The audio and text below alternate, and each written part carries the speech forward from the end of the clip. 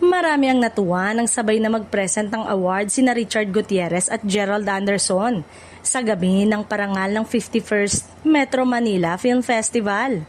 Si Richard ay kasama sa cast ng Shake, Rattle and Roll Evil Origins at si Gerald naman ay hindi lang artista sa Reconnect kundi co-producer pa. Na magkasama na sa stage sina Richard at Gerald. Chinika-chika ng isang taga TV5 ang isa sa executive nila na nandoon.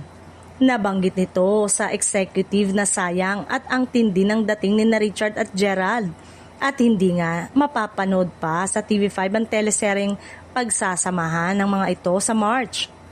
Nagulat na lang ang taong kumakausap sa TV5 executive dahil nagdialog ito ng "Are you sure?" At sinabi nga raw na kinakausap pa rin ng ilang mga taga-ABS-CBN ang big boss ng kapatid network na si MVP o Mr. Manny V. Pangilinan. Dagdag pa raw ng source, alam mo naman si MVP malambot ang puso.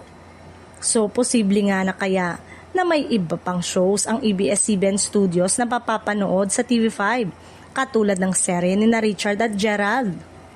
Daragdagan pa ang intriga ng kumalat sa mga insiders ang bulong-bulungan na hindi lang iisang proyekto ang pinag-uusapan sa likod ng mga closed-door meetings. Ayon sa source, bukod sa teleseryeng pagtatambalan ni na Richard Gutierrez at Gerald Anderson, may ilan pang ABS-CBN studio shows na isinasalang para posibleng mapanood sa TV5 sa mga susunod na buwan.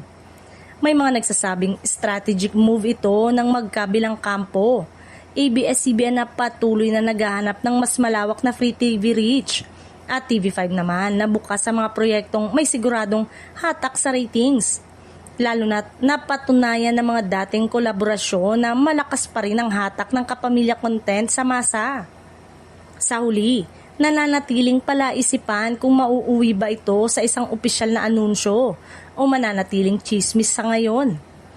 Pero kung pagbabasehan ang mga nangyayaring galawan sa likod ng kamera, mukhang hindi pa tapos ang kwento at posibleng mas marami pang kapamilya shows ang mapapanood sa kapatid network sa lalong madaling panahon.